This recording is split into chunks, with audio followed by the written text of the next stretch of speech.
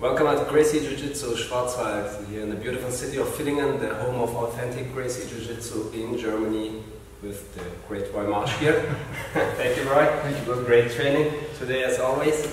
So, let's go further on our topic. So last time we talked about self-defense. This time let's be a little bit more clear on one topic. Okay. I heard several times people talk to you, you cannot do Jiu-Jitsu against multiple opponents on the streets. So what is your opinion on that? Yeah, absolutely. You can't do Jiu-Jitsu against multiple opponents. You can't do any martial art against multiple opponents. It's an argument that is valid, but it's valid across the community. It always reminds me of a quote from Gracie where he said 80% of Jiu-Jitsu was useless for MMA. And people took that to mean that 80% of Jiu-Jitsu was useless for real fighting. And I even had an MMA guy say that to me. And my response was, yes. And 80% of wrestling is useless for MMA, 80% of judo is useless for MMA, 80% of boxing is useless for MMA. Because MMA doesn't require that other 80% generally. You know, if you watch Ronda Rousey when she competed in the UFC, how much of her judo did she actually use? Very little. Because the people weren't good enough that she had to actually go deep into her arsenal of techniques or sequences. A lot of Jiu-Jitsu and MMA, now granted, there's a lot of it that does, sport Jiu-Jitsu is useless, 80% I would say, because they don't train to be aware of punches. I think authentic Gracie Jiu-Jitsu is still very effective in MMA. If you look at Chrome Gracie, for instance, even David Maya, you know, they're doing kind of traditional Gracie Jiu-Jitsu. They're taking the person down, they're passing, or they're establishing good position to finishing. But they learned a style that works for fighting, which was the original style. That said, like I said, every martial art, you don't use 80% of boxing. You don't have to, right? You're not using shoulder rolls and all this stuff. So in that sense, yeah, you can't fight multiple opponents with Jiu-Jitsu any more than you could fight multiple opponents with Hapkido, with Taekwondo, things like this. Now people will say, yeah, with striking arts, I can kick this guy and punch that guy and kick this guy, and that works where? The movies. Yes. Right? The truth of the matter is, you know, once you start kicking one guy, the other people are just going to pile on you. You know, I have seen a couple fights where one guy will fight 3 or 4 people, and it's usually not a matter of the guy being more technical. It's just a matter of the guy being much more aggressive and committed to doing violence than the other 4 are. So you will see a guy who's maybe a big guy, and he just starts swinging crazy at 4 people, and they're not sure they really want to fight. In that sense, he might win. But I think if you study real Gracie self-defense, it will prepare you as well or better than other arts for multiple opponents. Because what is the number one thing I tell you guys to focus on in a self-defense situation? Distance. Distance, right? If you're aware of the distance, we talk about this all the time, Zanshin, being aware of your surroundings. And again, I'm speaking less about, I don't mean to keep bringing this up, less about sport jiu-jitsu than Gracie jiu-jitsu, if you want to differentiate those two. What I mean by that is not so much the techniques as sport jiu-jitsu, we're always assuming just one opponent, he's not allowed to punch, he's not allowed to kick, we're on a mat, maybe there's a time limit, it's a sport. Rarely do you ever, I see guys as they do sport or they do competition, they're focused completely on the person. They've never trained to look anywhere else. Maybe at their coach, right? And so when they practice, they don't do this. But a lot of times, I tell you guys, when you practice escaping a position, you get up, what do? You look around, right? When we practice ground techniques, a lot of times, the ground techniques I tend to favor are ones where we have more visibility, right? So that I'm aware of other people. Now, it is obviously going to be much harder to grapple multiple opponents. But here's the thing.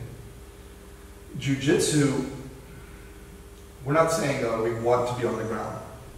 Right? We're That's saying what people think. They think, right? We want to lay down on our back and, you know, that Simpsons quote, you know, come down here and meet your doom.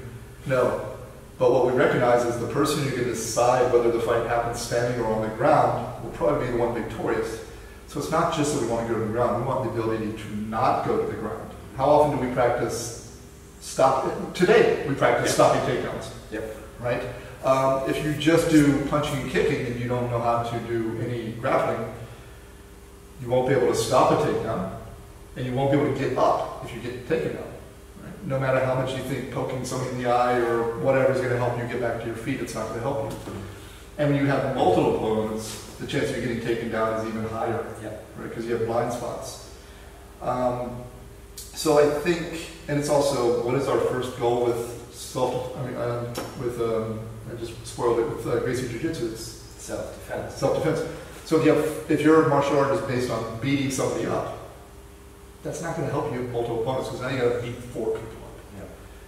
We focus a lot on escaping. Yeah. Right? So if you focus on escaping, will escaping 4 people be harder? Yes. Yeah.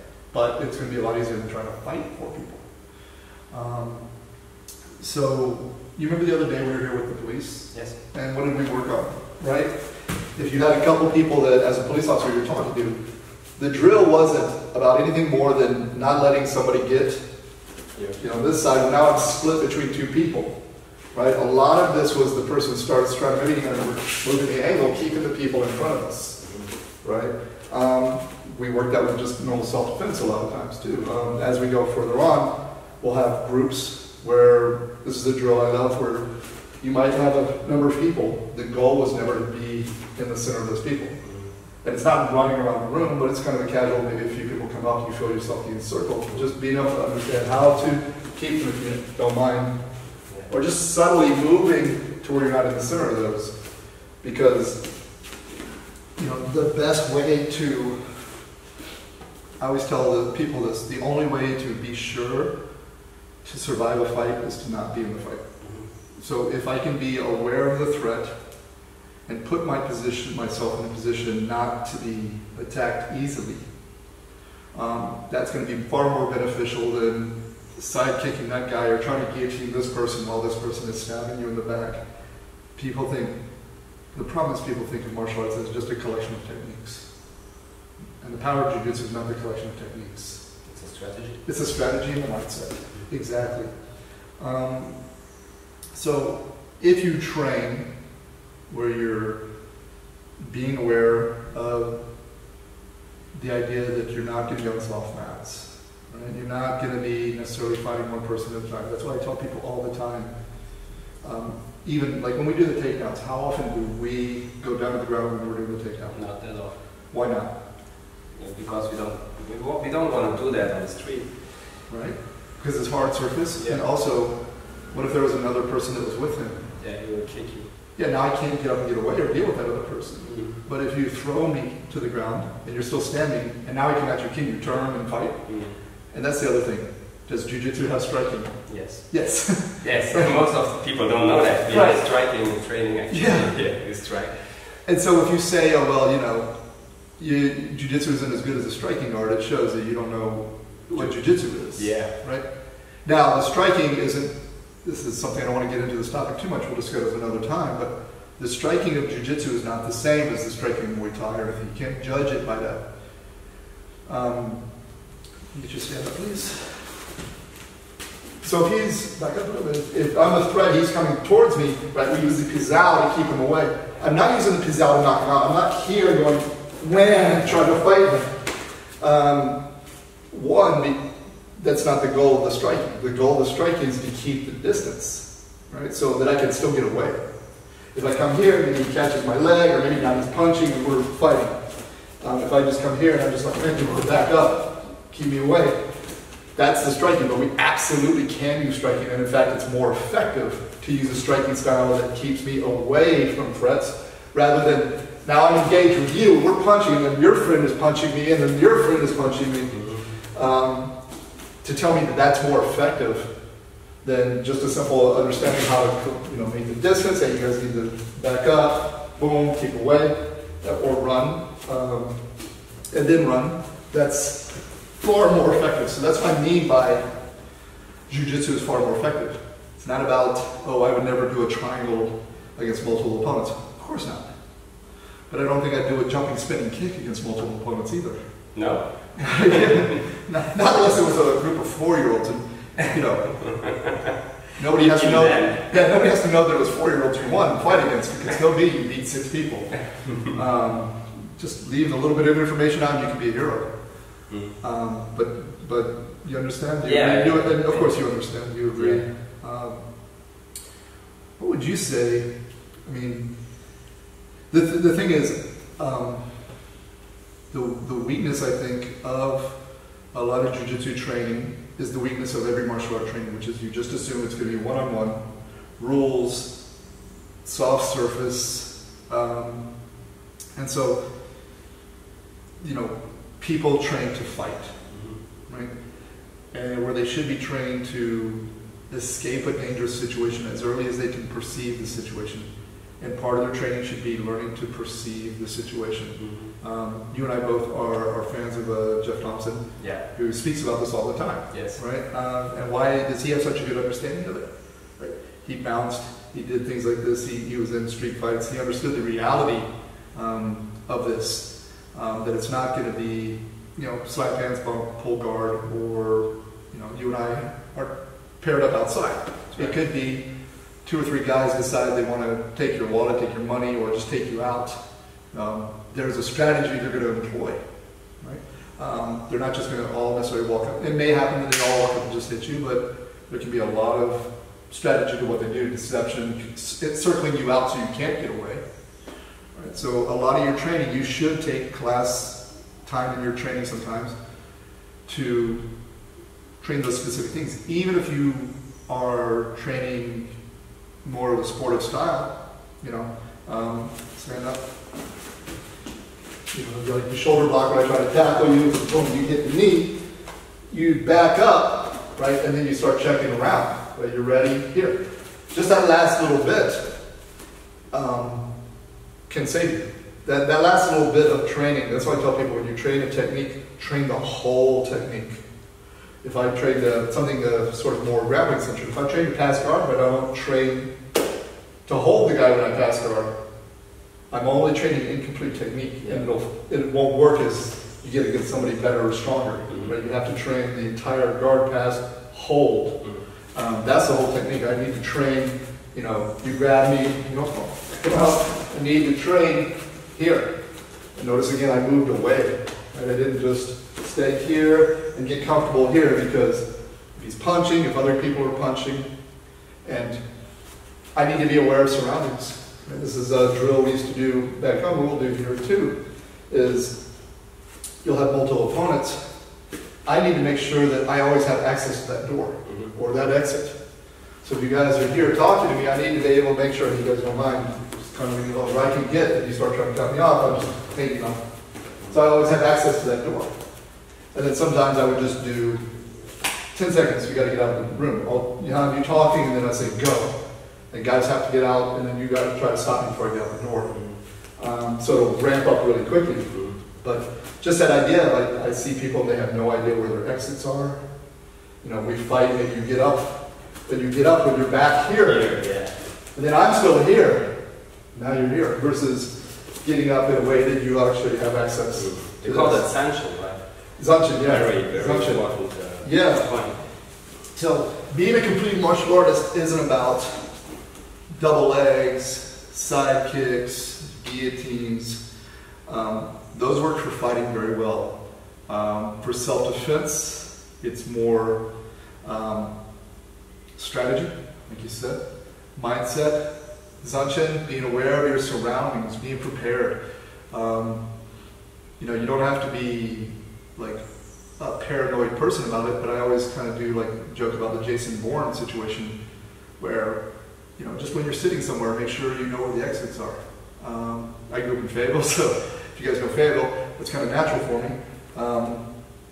But just, you know, when you're walking at night, I'm not going to go into this, there's a ton of common sense information, but just be aware of where your exits are. Be aware of other people, and this is something that I think is unfortunate, which is societally we're taught not to respect our sense of our internal warnings. Yeah, like intuition. Intuition. You see some people, you don't feel good about them, but you go, no. You don't want to hurt the feelings of the people, maybe, right. Or I have the right to do right that what I want to do. Right, and so then you end up in a situation where you should have listened to your intuition. It's always better to apologize after the fact in a position of safety than to get yourself in a position of danger. Yeah. So, you know, listen to that voice, you know. So if you are walking along, you know, you see 3 or 4 people cross the street to your side, you know, and they have and they're maybe paying attention to you, don't just kind of go, you know. Sometimes the ego goes in the way. That's true too, the other direction. Yeah, that's the other direction. So like, I don't know if I told you the story about the woman I know. She did a police self-defense course, and she told me after that she did the self-defense course and she's not afraid to walking through the dark park anymore. So I thought that if you have a good understanding about the self-defense course, you go around that dark park. Yes. Yeah. I mean, this is she kind of missed the lesson. Right? Yeah. She learned. That's a good point. Learn the techniques, but miss the lesson. Right? Yeah. So. Yeah, exactly. The environment is what's going to dictate the danger to you, and you know, I think it was Huron or Gracie said, you know, one time they've never actually been in that many fights, and why not? Because one simple thing they do, they don't go places where people do a lot of drinking. That's right. Right. And I can tell you, having bounced, you know, I probably saw more fights bouncing than just about anything else, just because people get drunk and things start.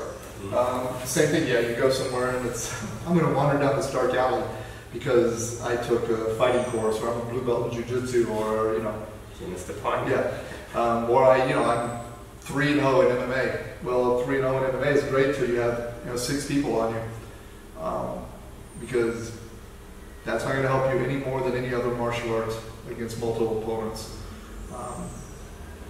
because you've got to deal with multiple angles. So, if you do Jiu-Jitsu, please practice your footwork. That is the one thing I will say that I think boxing and things like that will have an advantage over most BJJ schools, is they do work a lot on their footwork. They work a lot on cutting angles off. So the concept of not letting somebody cut an angle on you, a good boxer is going to be more comfortable then. Now he's going to be often at the wrong distance, right? He's going to be closer to that fight distance. But if you train traditional Gracie Jiu-Jitsu, you'll be aware at a little further distance. You'll be aware of keeping that farther distance, and hopefully you'll work on your footwork to where you can maintain those distances, maintain those angles. I talked before, what's the number one thing we control in a conflict? I teach all the time? Distance. The second one is generally angle. So our goal with everything I teach is to control the distance and the angle. If I have multiple opponents, I better be very good at controlling the distance and the angle. I had to do a situation one time where I had to fight a couple of people. And not a real fight, but just a test type thing. And I was able to secure one guy and use him as a shield versus the other. And how did I do that? It's my grappling. Right? He wasn't able to hurt me. I had double unders, high double unders, and I was steadying him, keeping the other person from getting to me. So in that situation, BJJ, stand-up clinch fighting, which I'm a big proponent of, is what I used in that situation. So I would say that, that's a situation where I absolutely used a Jiu-Jitsu technique to handle, more than one person. And you're not able to control the distance, like you're in a crowded space, it's a bar, it's loud, and the guy is directly in front of your face. Right. So is there any risk to have tunnel vision while his friends are walking around you? And if so, how you break this tunnel vision when the first guy is directly in front of your face? Yeah, so that's a good thing. The one thing is when it's more crowded, it can be harder for people to get around you. But it can also be harder to recognize when people are around you, because there's so many people you don't recognize that many of his friends have gotten around you. That's when I talk about our footwork is how we control distance. What is the second way I say we always control distance? either structure or clinch. Right, well, structures and those are clinches and frames, right? Yeah. So that's when I start having my hands involved, right? Maybe positioning people, moving them a little kind of subtly. And, you know, that's where I might not be able to move me, but maybe I can start moving them. But the other thing is the tunnel vision. You remember the other day we worked a little bit of self-defense, and where did I say I don't want you guys looking? In the eyes. In the eyes. Yeah, right? Because you don't see attack from below. I don't see attacks from below, and also if I am dealing with more than one person, that's why the person wants to get in your face and want to get you making this contact, so you don't see. So I tell you guys, you know, just maybe look down at his chin or down at his chest, and then I can have more peripheral vision. But once I get locked in, it's like a cobra, right? Once you get locked in the eyes, you're going to see nothing. And then, you know, here. If we're here, yeah, maybe you can't see this or you can't see my friends. But you do a good job of looking down maybe a little bit. But now, can you see the guys maybe circling around a little bit? A little bit. But wouldn't it be easier to turn your head to that? But if you look around, but now maybe you don't see this. So that's now when starting to maintain this contact and talking. Now can you look over to see his friends? Yes. So that's why I always, you're not grabbing me and feel like, hey man, I don't have a problem with you guys. And then notice I made an acknowledgement that I see his friends. Okay. But I don't want to do this because I can't see his friends and I can't see if you attack me. And I don't want to do this because I'm not going to see you attack me. If I do this, I can see, and I can also be like, look, you know, guys, here I can move you around, and also, like you said, if you're going to throw the punch, yeah, I can go ahead. Here I can feel the punch. So that's why we're always looking for that connection, and that's what I mean by grappling, right? Grappling isn't going to be, you know, here, you know, this. People think, oh yeah, BJJ doesn't work in the street. Well, yeah, that kind of BJJ doesn't work in the street. But absolutely, if I got a few guys in a bar or something, they're like, hey, hey guys, I don't have a problem with you guys. If you don't mind, look, let me get you a drink. Here, this is BJJ. Okay, he throws a punch, he tries to grab me, yeah, here. And he tries to move him around. That's BJJ. If you're not learning that, that's not my fault. But that's Jiu-Jitsu, right? So we have a few things, right? We don't get in the eyes of the cobra. We get our connection. Right? Nice and easy, talking to the guy. Verbal communication. Right? I always tell before conflict, or at the beginning of a potential conflict, you should be talking. At the end of the conflict, you should be talking. Right? If you do get me in a hole, even if it's just pinning me against the wall, or even if it's just charging me, right? But let's say you get me in a hole, you get me an arm lock or a choke, you should be talking to me. What should I say? Well, let's say you get me in let's say you spin me around and give me the choke. I'm going to start fighting the choke. What if you tell me, hey, you calm down, I'll let you go, we don't have a problem. Now I know how to make the pain go away. Yeah. I can quit fighting. Can you trust the opponent? You can't, but I want to, if they still fight, you say that they still fight, then yeah, I'll absolutely put you to sleep. Yeah. Right? Because I know he's going to keep fighting. I'm not necessarily going to let go, but I'll ease up on the choke. Right? But I want to give him an option to quit. So, you know, that's why I'm going to talk at the end. You catch somebody, you know, you get them down on the ground, for instance, even you get a lock. Hey, you need to calm down, or I'm going to break the arm, or I'm going to do something. Give them an option. Otherwise, all they're going to do is fight back. So at least I have that option to make them quit. Now, I'm not going to necessarily trust them, but I will ease up. But if they don't, for me, that's a green card to go ahead and do whatever I need to do to finish the fight.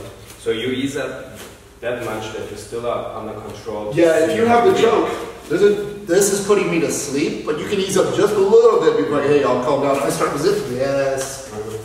Exactly. So yeah, we could be here like, guys, calm down. Look, guys, calm down, calm down. Over here. You know, I can push you down, get away. I'm not just going to get you in, you know, whatever submission. I'm not going to get you, like you say, okay, like, oh, I'm just going to do this, and you turn around. Hit you. Yeah, I'll still, even if I let go, you know, it might be something like I just push you away, you know, here. And I might talk to the other people. I might talk to if there's any sort of security around, if we're in a bar. You know, if I'm by myself, you know, that's a situation where I'm going to use you maybe until I can get an exit plan and then out. You can put him to sleep to frighten out the other guys. Yeah, I mean, at the end of the day, I'm not going to just let him go necessarily. I'll either put him pretty far away from you or I'll maybe put him to sleep. But I'm not going to necessarily try to sit here and finish the choke if it takes too long. Yeah. But if he goes to sleep, he goes to sleep. Like Drago said, right? If he dies, he dies. Yeah, you're on Drago, Rocky IV.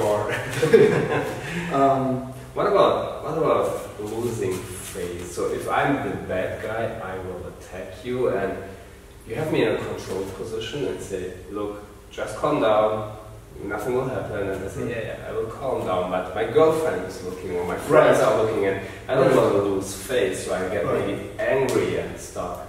Anyway. Yeah, I mean, that's, you know, I kind of can't be responsible for his reactions, right? But I have to be aware that they are going to happen. So that's where part of the conversation will happen at the end. Like, look, man, you know, I don't have any problem with you. Maybe we can get a drink, or maybe I can buy you a drink, or maybe I can just leave. I'm not having any problem. We can talk. Like, look, you know, don't say you were in the wrong, but like, hey, this was just a misunderstanding. You know, no offense. You know, I don't have any ill wish to you. And I mean, if the guy's still like, I'm like, yeah, so, you know, if you embarrass me, whatever, because yeah, nobody likes to lose in front of other people. That's right. But that's also why, you know, there's a difference between, you know, you catch me in a, you know, keyboard behind my back or something, right? Here, you're just locking me up. There's a difference between that and you just knock me out, boom, boom, boom, boom, boom, and I'm on the ground, covered up, and you're hitting me, and then, you know, somebody does that to you, chances are that guy wanting to find you someday, and get his back is going to be a lot greater than like, man, come on, the guy just controls you. Yeah, it wasn't a fight. I didn't lose really. Yeah, you didn't lose really. Exactly. It's a way, an exit for them that's saving face. Yeah. I mean, I made the experience. So if I have trouble with someone and I see that he actually don't want to fight, he just don't want to lose his face, I say, hey, take care of your friend before something bad happens, and then the friend will come on, let's go, and he just yells at you and I fight you and stuff. Yeah. Because often, like, you know, when I bounced, certainly, there was often times where it was one guy who was wanting to be in a fight, and his friends really didn't want to, because they just want to have a good time. So you do exactly right, you talk to the other people. Like, hey man, you know, if you get in a fight, we're going to talk to the cops tonight. You know, no, neither of us are going to have a good time. Right? I want to have a good time, you want to have a good time, why don't we just leave each other alone and go on? So that's something I also really like, is the idea of like, explaining the consequences to somebody. Like, look, if I let you go and you keep fighting, we're both going to have to go to talk to the cops tonight. Yeah. Like, your girl's not going to talk to you tonight. You know, I'm not going to get home to watch Cobra Kai. Cobra Kai, yeah. So, man, I just want to go home. You just want to go home. Let's just forget this ever happened. You know. But that's what I'm talking about. Is like, as a self-defense situation, in the same way that, you know, if I catch you on a guillotine, standing guillotine, you know the defense, right? Yeah. Come up, boom, boom. You practice this. Right? You should practice the verbal stuff too, as much as possible, right? Something's in your face, what do you say? It shouldn't be something you have to think of at the time. You have to train it in advance, because of the adrenaline, you're not going to think about it. So it should just be like, you know, whatever words you decide to use, just make sure that they're not aggressive, but not submissive. Like, hey, you know, man, guys, I don't want any problem tonight. I don't want any problem. I just want to go home. You want to go home. Let's just leave each other alone. Go on your side, I go on my side. Look, you know, I just want to get something to eat. If that's cool, it's cool with you. Cool. You know, something that's a little bit more aggressive, then you're a little bit more firm. You know, hey, don't come any closer. We're gonna have a problem. You know, I don't want to go to jail tonight. You don't want to go to jail tonight. But you know, if you're not practicing that, your self-defense is incomplete. That's it, absolutely, because on my own experience, if you have a guy in your face, and he has an advantage on his side, otherwise they are always looking for a victim, not for an opponent. So he has an advantage on his side, maybe the size, the power he has, a weapon, or friends, or drugs, or alcohol. you're never on the safe side. Right. So I made the experience that I was not able to talk to them because I never trained it. So I was, I don't know what to say, okay, and get beat up. So then I started training, talking to people, and that helps a lot. So, you know, the fight starts, if it's an ego game, the fight starts most of the time with a look in the eyes. Yeah. And then the question of the bad guy most of the time is, what are you looking at? Right. So my answer, which I trained, sorry man, I didn't recognize you, or not, I didn't recognize you, but I thought you were someone else. Right. This one helped me a lot. Yeah. The answer was, oh, okay then. Yeah. So it was starting like, what are you looking at? Yep. Sorry man, I just thought you were someone else. You heard that Jeff Thompson story about when he had to bounce one night, like New Year's Eve, I think it was, and there were only 2 people in the bar that he was bouncing? Maybe. And they both got in a fight. And he asked him later, he's like, what the hell? Why did you guys get in a fight? And the one guy said, well, he was looking at me.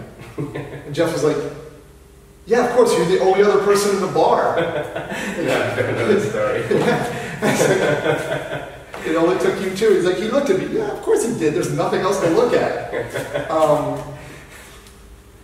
But this is why I think, you know, if you are a Jiu-Jitsu, in America certainly you can do this. You can actually go on a ride along with police officers. I would suggest talking to a bouncer or a police officer, because a good bouncer, a good police officer, they pride themselves on not having to use force. It seems, I mean, again, what was that word? Good, right? I've had some police officers tell me that their greatest expertise is talking somebody into the police car. Not forcing them, just, man, the guy's crazy, he doesn't want to do anything, they talk to him for a while, they convince him to get in. When I bounced, in the beginning, it was fun to, like, you know, choke somebody out or whatever, drag them out. But after a while, you know, our goal is just to go up to the table, either get them to calm down or just talk them out the door. You know, hey guys, you know, you guys really just, you seem like you're having fun, you want to keep the night up, you know, I'm going to have to ask you to leave or just calm down, but if you keep it up, you know, we're going to have a problem, you're going to look like a fool, the girls are here, the girls aren't out there, you get thrown out, they'll still be in here, you'll be out there. So why not calm down, you know, just all this sort of thing. And that verbal ability, that verbal jiu-jitsu is enormous for self-defense. You know, now again, you know, there are conflicts where it's just guys decide, I'm going to jump that guy. That's a situation where there's not a lot of arts other than being aware and being able to run is going to help you. But sometimes it's just a situation of one guy, like you said, is looking at you, he's got a problem, he's got a problem with you. His friends are obviously going to do what? Back him up. Yeah. Right? So it's not that all 5 guys decided to pick a fight with you. But if you go out, I mean, you know, we're brothers. Yeah. If you get in a fight, I'm going to have your back. That's right. Unfortunately, I'll even have your back if you were kind of in the wrong. It's pack mentality, it's tribal. Yeah. But you're in my tribe, I got to have your back. I'll try to get you out of it. Right? But if the fight actually happens, I'll have to be on your side. I'll try to talk you out of it. But if the other guy is talking to you and he starts talking to me, like, hey man, could you just calm your friend down? That'll give me time. You know, be like, hey, Erkan, yeah, it's not worth it. It's not worth it. Let's just leave the guy alone. Yeah. So most of the time, if you have a problem with one guy, if you could talk to the other guys, they can maybe convince this, because he's maybe not going to listen to you, but he might listen to them. Like, yeah, just leave the dude alone. Let's go get something to eat. So same thing, even if we're here, we're talking, I can be talking, guys, man, look, I don't want any problem with this guy. You know, I don't want any problem with any of you guys. You know, just, but I'm still not going to stand here where I get knocked out by this guy. He's getting angrier and angrier. Yeah, you're right. And I'm not getting locked into Cobra Eyes here, because maybe his friends decide they're just going to take him out. And also, like, while I'm doing this, I can see where the exit is if I haven't paid attention before. So I go, you know, I decide, I'm out of here. Yeah. You know. I gotta make that crazy run, you know, or maybe I'm in an area where I know, hey, there's a cop or there's a bunch of people over there, you know, I can run into that crowd. They're probably not gonna run in and just start jumping, hopefully. Yeah, great. That was a nice topic today. Yeah. So we have so much to talk about what we did. Yeah. We will have some more topics to come. If you guys have any topics you want us to cover, please just comment. Comments down below. Yep. Down there. We will try to answer all the questions we have. Yeah. We will make some technical videos. Yep. We will have videos during the training. Yes. Right? Maybe some fun videos, we don't know. Yep. We will see.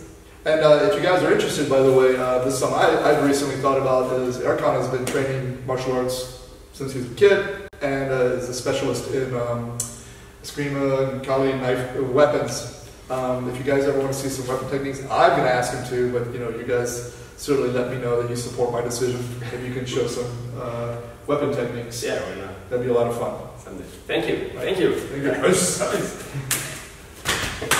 you.